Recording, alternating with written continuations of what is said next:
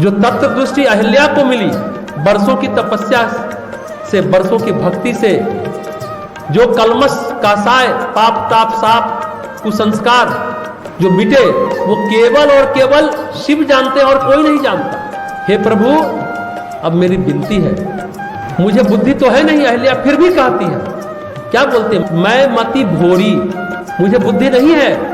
हे प्रभु, मैं बुद्धि से बहुत कमजोर हूं, मेरी विनती है, संसार में कितनी भी प्रतिष्ठा मिले, कितना भी सुख मिले, कितना भी आनंद मिले, कितना भी सोना चांदी रुपया पैसा सुख सुविधा साधन महल मिले, यश मिले, यहां तक इंद्र का पद भी मिल जाए, सब एक न एक दिन छूटता है। ये छोटी बुद्धि समझती है वो छूटेगा ही, कितने बड़े पद पर आप रहिए वो छूटेगा, कितना भी धनवान हो, महल में हो, सोना चांदी के बीच उठते बैठते हो, वो छूटेगा जरूर। यह अहिल्या कहती है, छूटता ही है। संसार में प्रकृति में जो भी मिलता है वो कर्मानुसार मिलता है, और कर्म पूरा हुआ बात खत्म। लेकिन एक बात जानिए, संसार में जो भी मिलेगा वो कर्मानुसार मिलता है, लेकिन भगवान कर्म से नहीं मिलते, भाव से मिलते हैं, सिर्फ और सिर्फ भाव से मिलते हैं। भगवान भाव गम्य है, कर्म गम्य नहीं है, भाव से उनकी प्राप्ति होती है, कर्म से नहीं मिलते, भाव से मिलते हैं। भगवान भावगम्य है, भगवान बोधगम्य है, इसलिए अहिल्या कहती है, मैं दूसरा वर नहीं मांगती, पद कमल परागा रस अनुरागा मम मन मधु कौपान। मेरा मन ऐसा भ्रमर, ऐसा भौरा बन जाए कि आपके चरण कमलों में अनुरक्त रहे, उसके रस से भीगा रहे, वो रस का अनुराग कभी समाप्त ना हो, ऐसा अहिल्या की इच्छा। क्या भाव है, कितनी पवित्रता है इन बातों में, कितना अंतर मन की गहराई से जो बातें निकल रही है, उसको सुन करके, उसको सोच करके हम लोग का मन भावातिरेक हो रहा है।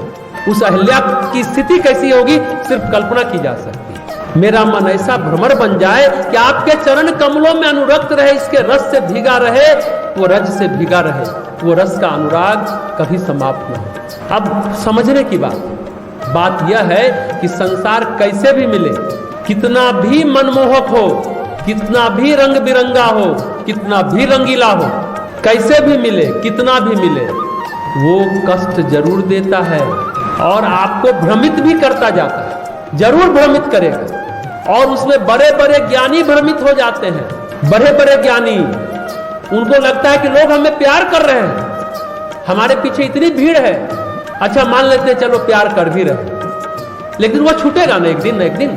चलो प्यार कर भी रहे हैं, लेकिन एक न दिन वह छूटेगा ही, जितना कर्म है उतना ही। फिर क्या होगा, प्यार छूटा, कर्म पूरा होगा तो प्यार छूटेगा, फिर उस छूटने का जो दर्द होगा, जो पीड़ा होती है ना, बर्दाश्त से बाहर होने लगती है। वो पीड़ा, प्यार का जितना आप सुख उठाए ना, वो पीड़ा सब सुख को बटिया मिट कर देता है, क्योंकि और डबल पीड़ा हो जाती है छूटने का।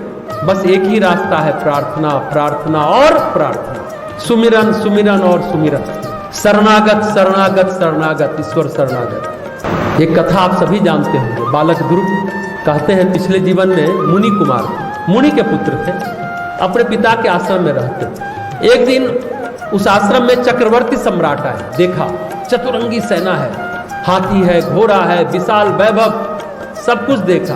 देखकर मन में एक आह भरा, वाह क्या बात है, कितनी अच्छी बात।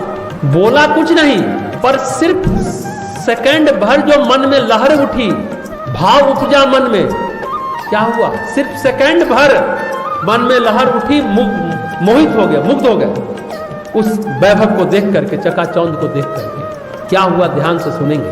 अगले जन्म में महाराज उत्तानपाद के पुत्र हो गए, राजकुमार हो गए।